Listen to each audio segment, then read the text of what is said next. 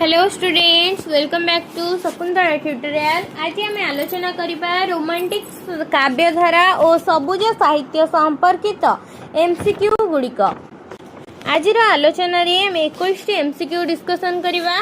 First question, सबुज साहित्यर समय काल केते? 1910 रु 1921, 1935 रु 1947, 1921 रु 1935, 1947 रु 1970।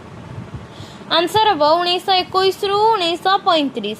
सबुज साहित्यर समय काल 1921 रु 1935। सबुज साहित्यर कवि माने केउ संगठन गढ़ी?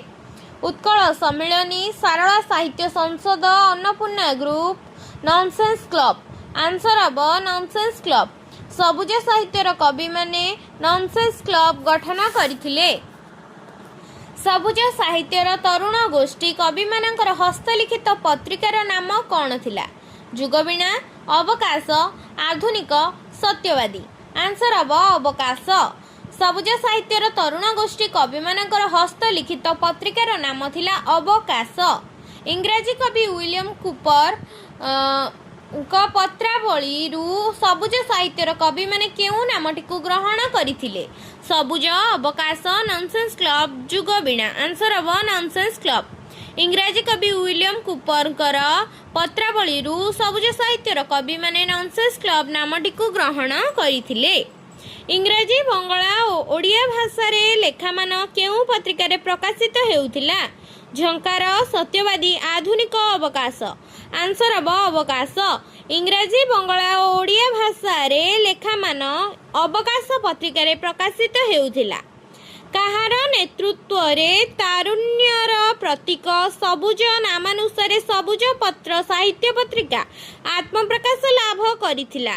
रविंद्रनाथ ठाकुर, प्रथमनाथ चौधरी, क्रांतिचंद्र भट्टाचार्य, अचिंत्य कुमार सेनगुप्त। आंसर हम प्रथमनाथ चौधरी।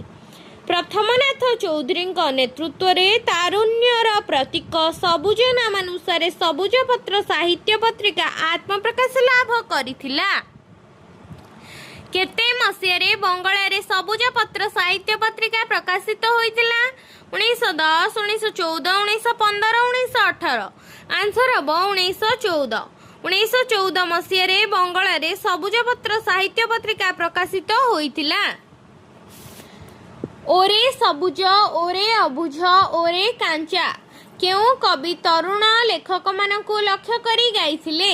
प्रथमनाथ चौधरी, काजी नजरुल, रविंद्रनाथ ठाकुर, अन्नदाशंकर राय। आंसर हम रविंद्रनाथ ठाकुर। ओरे सबुज, ओरे अबुझ, ओरे कांचा रविंद्रनाथ ठाकुर तरुण लेखक मानकु लक्ष्य करी गाइथिले।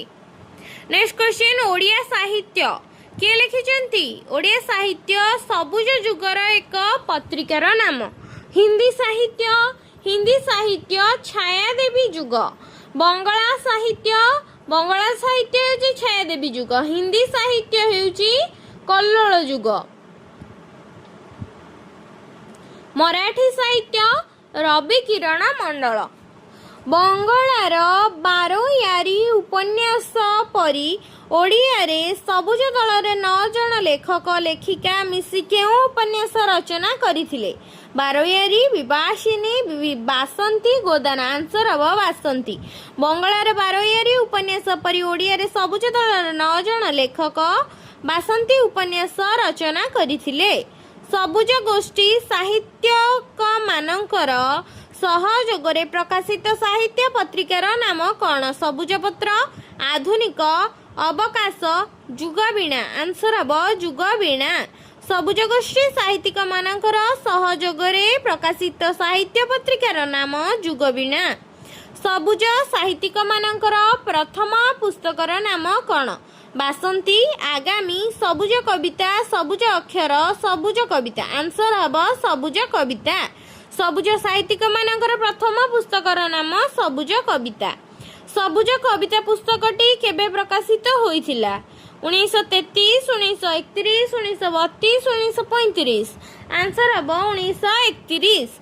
सबुज कविता पुस्तकटी 1931 रे प्रकाशित होइथिला। सबुज कविता पुस्तक रे शरतचंद्र मुखर्जी केतोटी कविता संपूर्ण भाव में सबुज आदर्श रे रचित 8, 10, 12, 15 आंसर हम 8टी। 8टी कविता संपूर्ण सबुज कविता रूप रे दिग्दर्शन प्राप्त होईछि।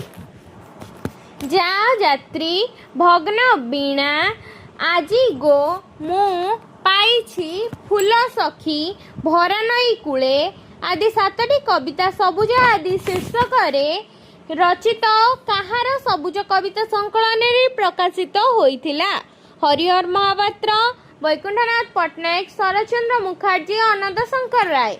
आंसर हम हरिहर महापात्र। जाओ जात्री भग्न वीणा आजी गो मु पाइछि फूल सखी भरा नई कूले आदि 7टी कविता सबुज आदर्श रचित हरिहर महापात्र सबुज कविता संकलन रे प्रकाशित होइथिला।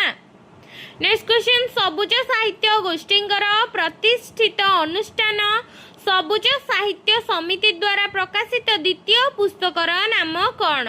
बासंती, सबुज अक्षर, सबुज कविता, बारोयारी। आंसर हम बासंती।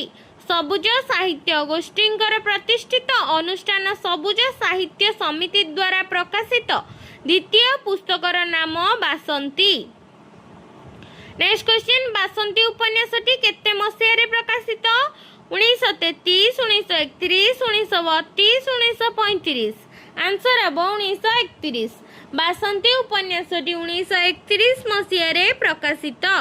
प्रेम, प्रणय, यौवन और रोमांटिक आदि केउ कवि मानकर मुख्य उद्देश्य प्रणोदित थिला? रीति साहित्य, सत्यवादी साहित्य, प्रगतिवादी साहित्य, सबुज साहित्य।